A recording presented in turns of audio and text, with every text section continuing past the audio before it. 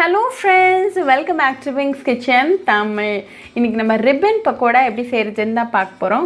இது ரொம்ப delicious-ஆன snack, ரொம்ப crispy-ஆ இருக்கும். இது யூசுவலா பண்டிகை காலத்துல பண்ணுவாங்க.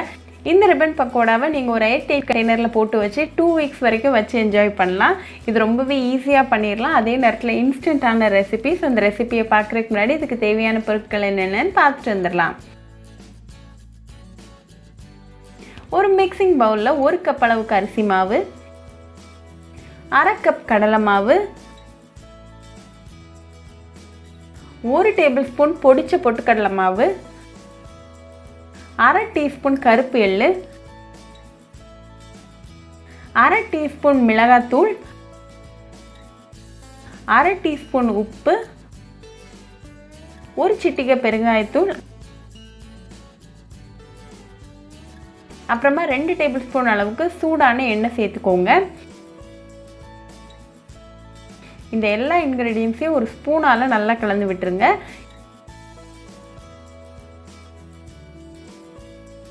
எல்லா இன்கிரிடியன்ட்ஸும் நல்லா சமமா பரவற மாதிரி நல்லா கலந்து விட்டுருங்க. இப்போ எல்லாம் மிக்ஸ் ஆகி ரெடியா இருக்கு. சோ இந்த ஸ்டேஜ்ல கொஞ்சம் கொஞ்சமா தண்ணி சேர்த்து நல்லா பிசைய ஆரம்பிங்க. மாவு நல்லா ஸ்மூத்தா வர வரைக்கும் நல்லா வந்து mix பண்ணிக்கோங்க. அதுக்கு ஏத்தாப்புல தண்ணியும் சேர்த்துக்கோங்க. இப்போ நமக்கு நல்லா ஸ்மூத்தான மாவு கிடைச்சிருக்கு. இப்போ வாங்க நம்ம போய் ribbon pakoda எப்படி செய்யறதுன்னு பார்க்கலாம். இன்னைக்கு நான் ஒரு முறுக்கு மேக்கர் எடுத்துர்க்கேன். அதுல இந்த ribbon pakodaக்கான ஜல்லியை சேர்த்துக்கோங்க. இதுக்குள்ள மாவு வச்சு நல்லா fill பண்ணிட்டு அடைச்சு லைட்டா பிரஸ் பண்ணி பாருங்க ஸ்மூத்தா வெளிய வருதான்ட்டு. இப்போ நமக்கு நல்லா ஸ்மூத்தா வருது. சோ இப்போ போய் நம்ம ஃப்ரை பண்ணிரலாம். ஒரு இரும்பு சட்டியில தேவையான அளவுக்கு எண்ணெய் சூடு பண்ணிக்கோங்க. இப்போ ரிப்பன் மாதிரி இந்த பக்கோடாவை நல்லா சுத்தி புளிஞ்சு விட்டுருங்க. இது ஒரு 2 minutes நல்லா ஹை ஃப்ளேம்ல ஃப்ரை ஆகட்டும்.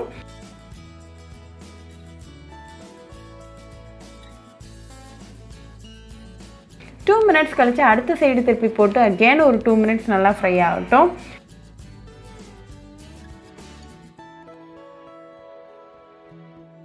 இப்போ ரெண்டு சைடும் நல்லா கிறிஸ்பியா கோல்டன் ப்ரௌனா வந்திருக்கு. சோ ரிமூவ் பண்ணிரலாம்.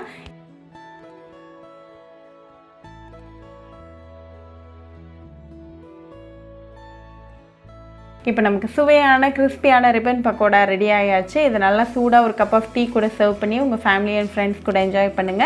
இது ஒரு 8 கண்டெய்னர்ல போட்டு ஒரு 2 weeks வரைக்கும் வச்சு என்ஜாய் பண்ணுங்க.